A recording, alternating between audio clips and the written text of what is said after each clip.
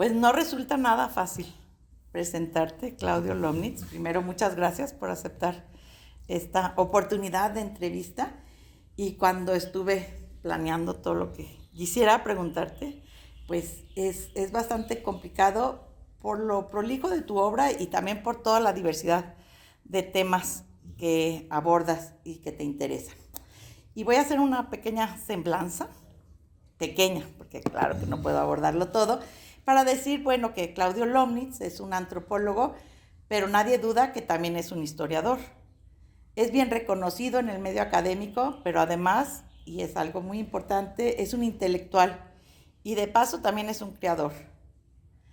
Claudio es un agente en continuo movimiento, no es de aquí ni es de allá, y a pesar de ser hijo de la diáspora chilena y de tener muchos años viviendo fuera de México, sus libros y publicaciones siempre muestran que lleva a México profundo en su corazón y en su tinta. Incluso, pues quiero decir que Claudio es una especie de embajador académico en México, en la Universidad de Columbia, en Nueva York, donde fundó el Centro de Estudios Mexicanos. Claudio escribe libros, y no son pocos. Entre ellos resaltan Las salidas del laberinto, Cultura e ideología en el espacio nacional mexicano, Modernidad indiana, 9 ensayos sobre nación y mediación en México, Idea de la muerte en México, el antisemitismo y la ideología de la Revolución Mexicana, el porfiriato y la revolución en la historia de México, Una conversación, y varios de estos libros han recibido importantes premios. Además, es articulista en el periódico La Jornada y ensayista en Nexos.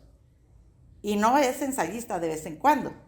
Desde 2014 hasta la fecha has presentado un ensayo cada mes.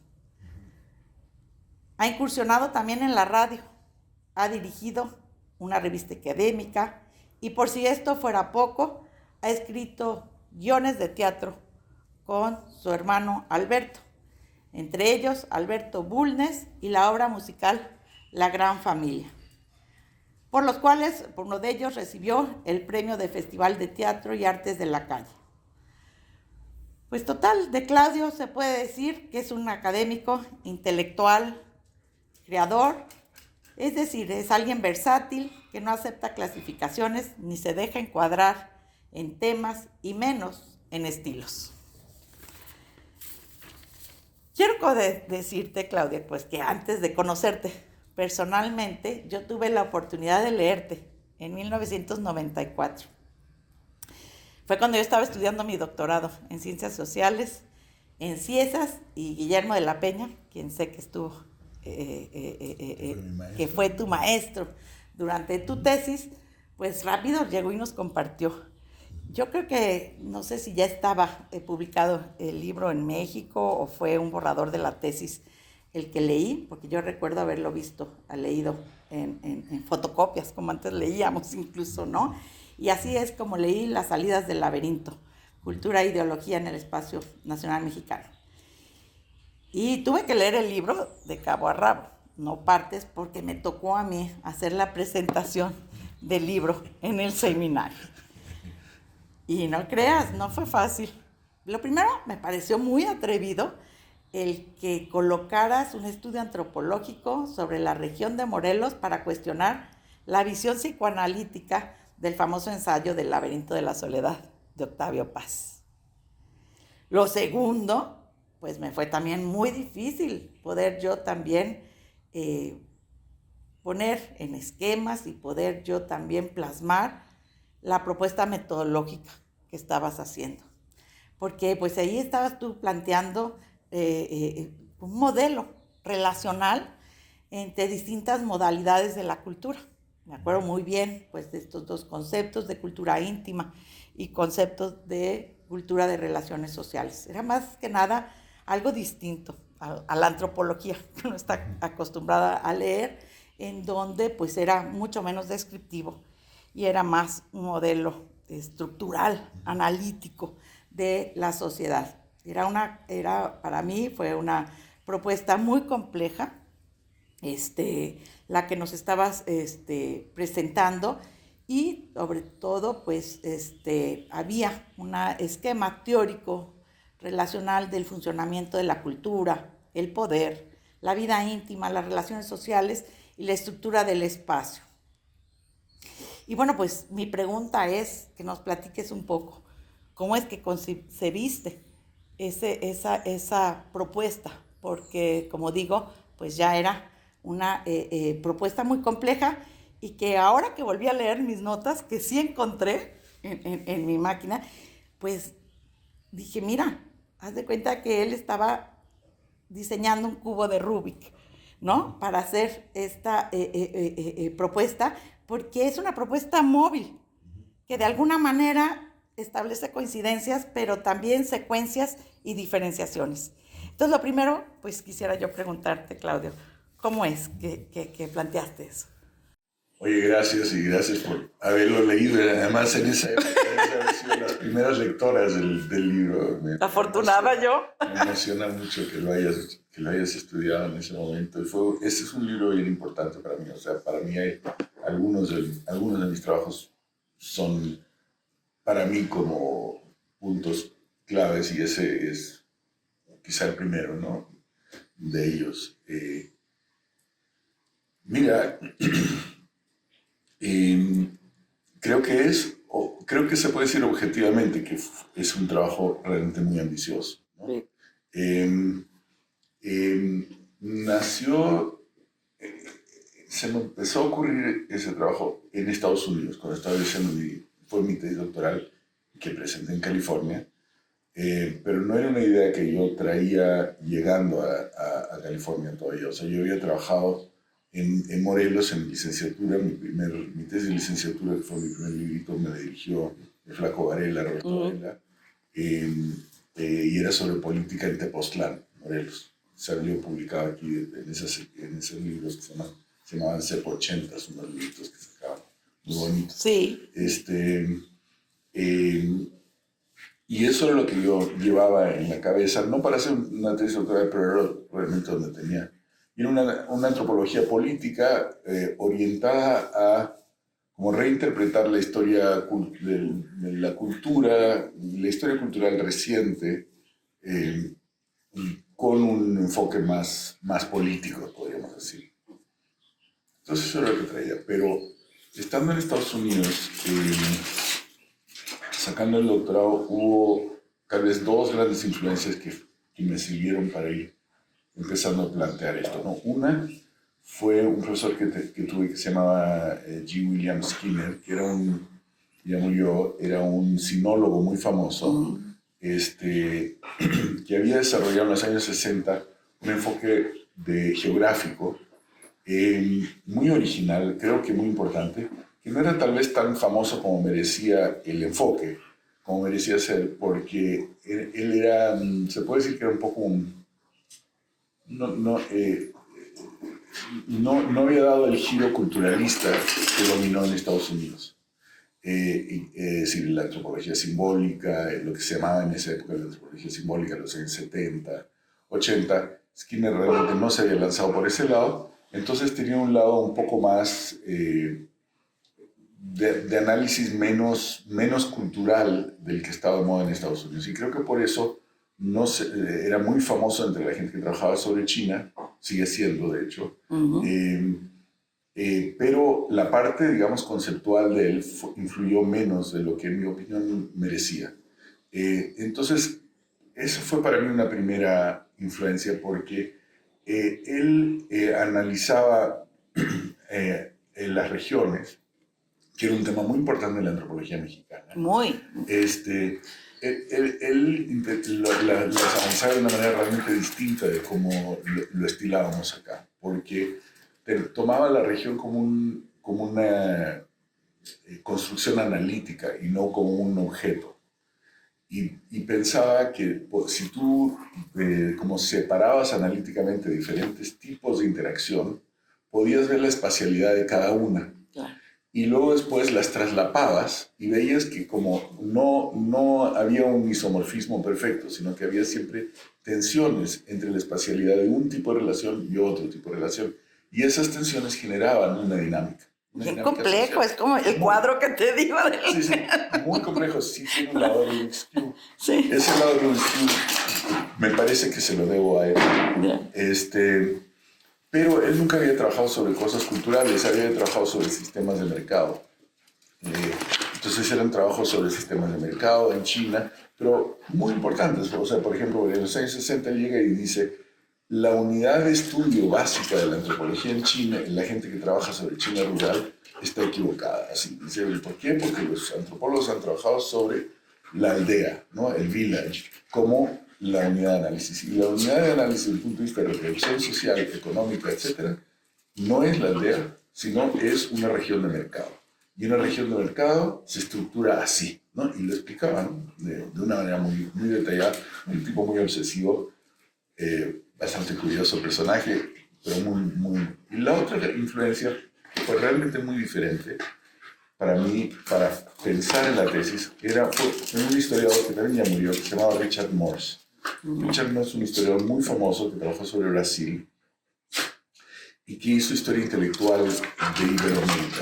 Y este tipo era una ave rara, porque los latinoamericanistas americanos de menos de esa época, y creo que todavía en alguna medida, aunque menos, solían ver un poco a la América Latina como un problema, ¿no? Un problema a resolver o una situación a la que había que contribuir. Mientras que él la veía como algo de lo que había que aprender para criticar la cultura de Estados Unidos. Eso era muy raro, no era muy común en esa época. Y yo nunca lo había visto ni siquiera mucho acá. O sea, de una persona muy profundamente interesada en la historia intelectual de América Latina, pero no como un problema, sino como un abrevadero, podríamos decir. Entonces yo me fasciné, bueno, y pensaba trabajar en Brasil. Ese libro fue diseñado al principio para hacerse en Brasil. Hice algo de trabajo de campo, incluso en Brasil, y todo al final decidí no hacerlo allá porque quería volver a México y en ese tiempo, pues era antes del internet todavía, era muy, muy difícil sostener un trabajo de campo afuera de México si pensabas trabajar en México, ¿no? Entonces yo pensaba trabajar en México, entonces abandoné, o sea, hice mis exámenes doctorales sobre Brasil, diseñé la propuesta para Brasil, hice algo de trabajo de campo allí y todo, pero al final opté por transportarlo a México porque pensaba regresar y no consideraba que era sustentable.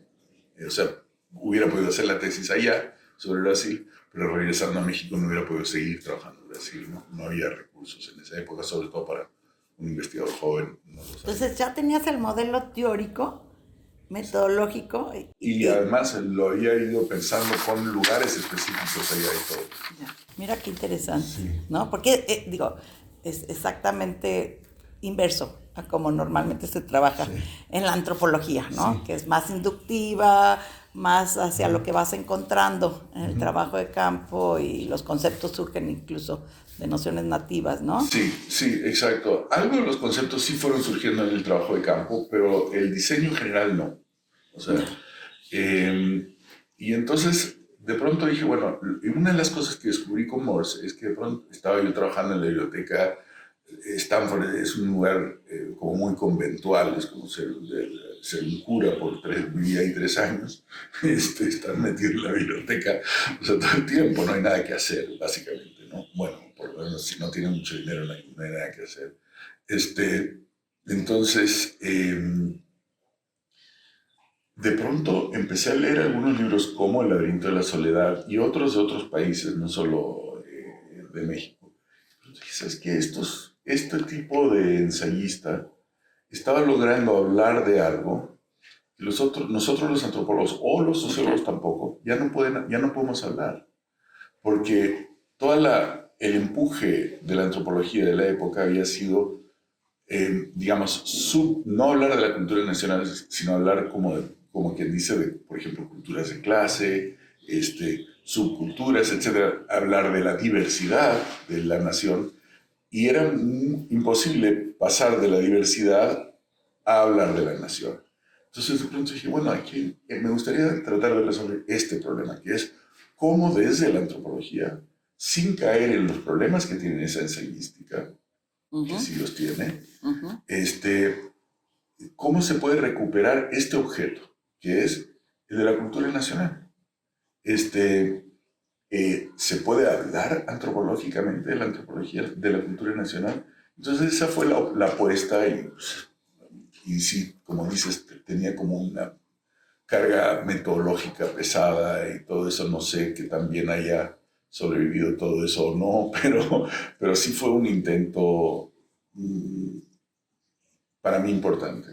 Pues yo creo que para mí fue también muy interesante haberlo leído, y bueno, también esa parte que incluso yo lo percibía más como una especie de modelo comunicativo, que yo vengo de la comunicación. Sí, entonces, siempre cuando leo, y sobre todo hay algunas propuestas de antropólogos y sociólogos que yo veo que son modelos comunicativos, ¿no? O sea, es decir, de la producción de la cultura, no tanto de la cultura como tal.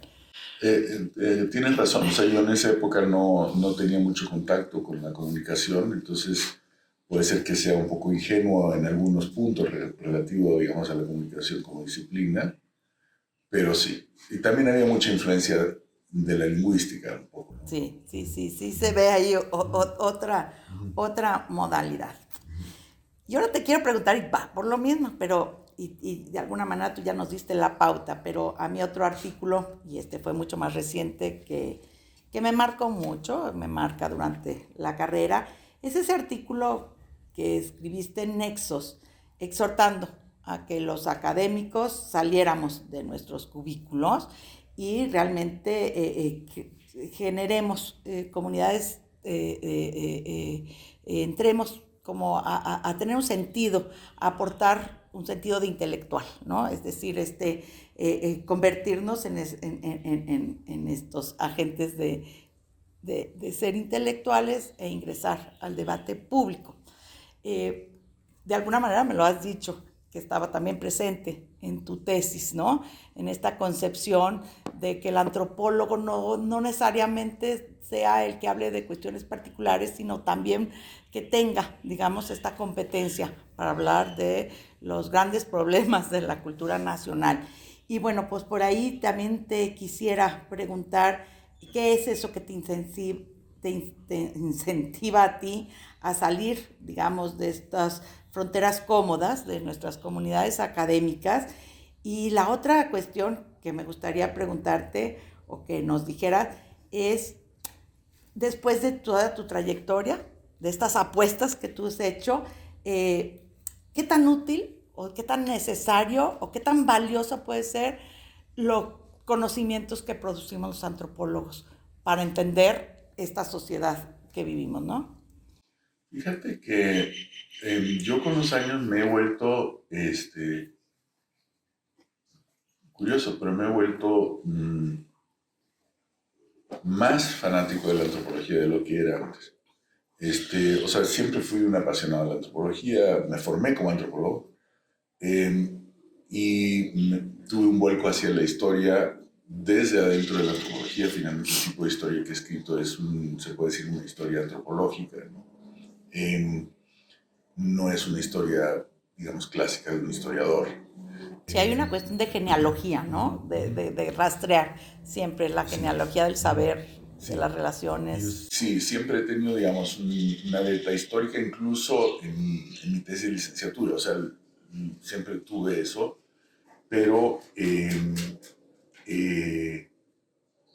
creo que el fuerte de lo que yo he hecho, si es que tiene una fortaleza, sí tiene más una mirada que podríamos llamar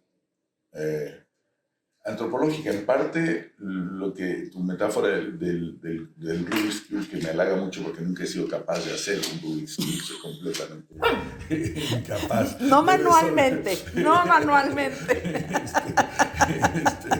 Pero sí intelectualmente. Sí, creo que eso es una mentalidad un poco más antropológica, ¿no? Al final, alimentada incluso de estructuralismo y de este tipo de sensibilidad, ¿no?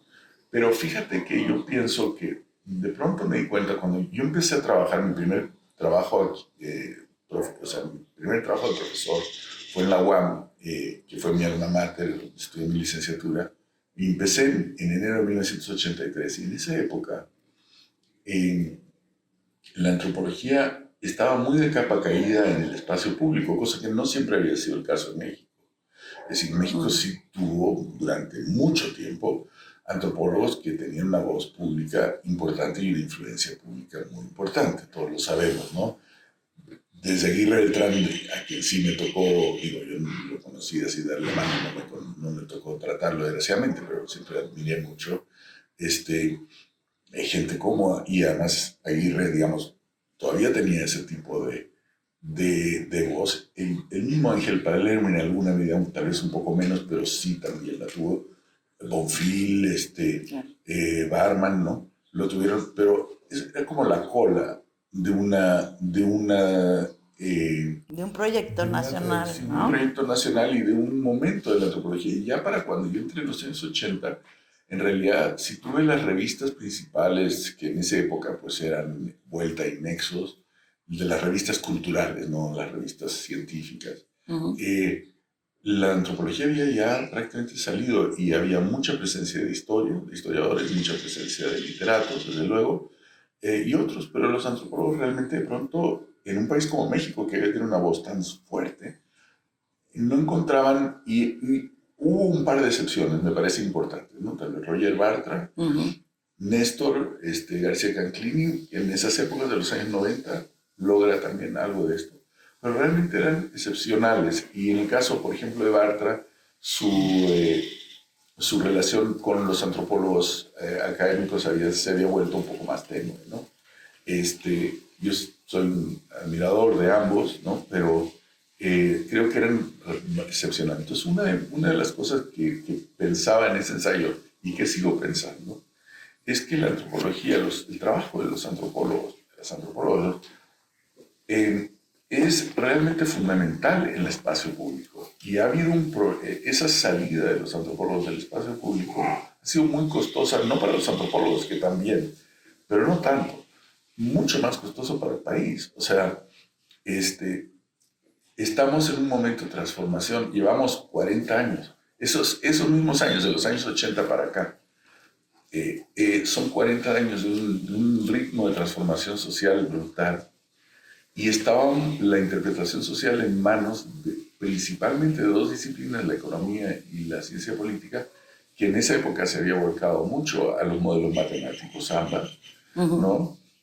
Hay mucho que aprender en eso, no es que me parezca, pero en cierto momento no hay una idea realmente fenomenológica. ¿Qué es lo que está pasando en la sociedad? Y los historiadores, que sí tienen ese tipo de posibilidad, en su mayoría, normalmente, bueno, en los años 80, pues normalmente no trabajaban sino hasta los años 40. Y si vas ahora, pues ya trabajan hasta los años 60. Pero casi nunca los historiadores, muy raro es el historiador que realmente trabaja en la historia contemporánea. Lo que llaman historia contemporánea es historia de hace 50 años. Entonces, de pronto no teníamos una voz antropológica. Teníamos, pero no suficiente.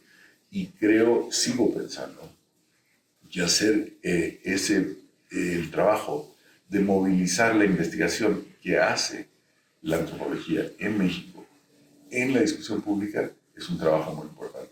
No necesita ser los antropólogos, podría haber otros traductores, digamos, algún periodista que fuera apasionado, que tuviera algo de formación, que fuera apasionado de eso y que metiera, digamos, en valor, en circulación, las investigaciones, también sería muy valioso, pero creo que es un trabajo que se necesita, tanto para la antropología como sobre todo para el país, ¿no? Sí, a veces no sabemos cómo contarlo, ¿no? O sí, cómo hacer que nuestras historias, que luego incluso las vemos en el arte, las vemos en el cine, las vemos producidas por otros y son las mismas historias que nosotros producimos.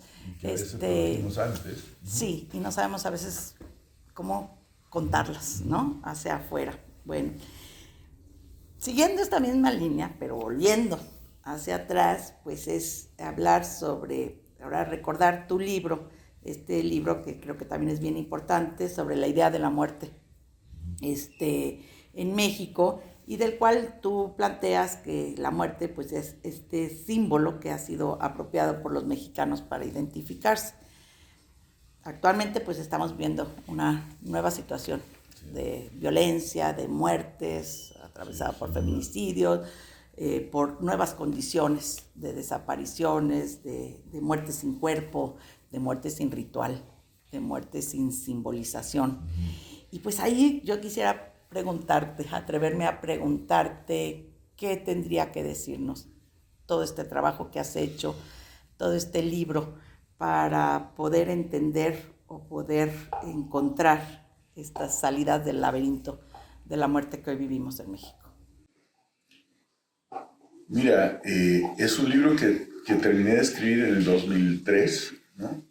Entonces, un par de años antes de que comenzara la llamada guerra contra el narco, y aunque había ya claramente desde los años 90, 1990 y principios de los 2000 algo sucediendo con la violencia, todavía no era tan cruenta y tan brutal y tan transgresora en todos los sentidos como se ha convertido, ¿no?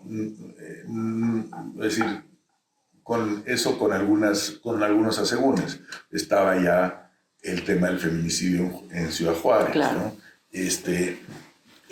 Había ya temas de guerra o de controles sociales de narcotráfico en algunas regiones, para quien lo supiera ver y para quien lo supiera entender. Pero todavía no había impregnado, digamos, a propósito de tu tema de comunicación, no había impregnado todavía el espacio del debate público ni la conciencia pública, creo. Entonces, el libro es un poco previo, está hecho justo al final del periodo anterior, y en ese sentido tiene su interés, ya como objeto histórico el libro, ¿no? Mira, es un libro de historia cultural y una especie de análisis, una especie de interpretación antropológica de largo aliento de la historia de México. Empieza con la conquista y termina con la Santa Muerte. O sea, es un libro así, muy ambicioso en ese sentido. Y una de las cosas que muestra es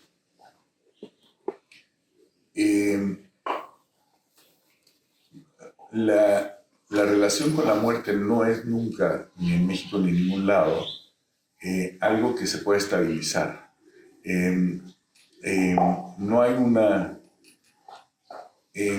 nunca una fórmula, porque lo que pasa con la muerte es uno de esos hechos, el manejo, digamos, social de la muerte es uno de esos hechos, como decía Marcel Mauss, un hecho social total. O sea, entran todas las dimensiones de lo social, las económicas, las políticas, las religiosas, todo está ahí. Entonces, como eso es así, ¿verdad?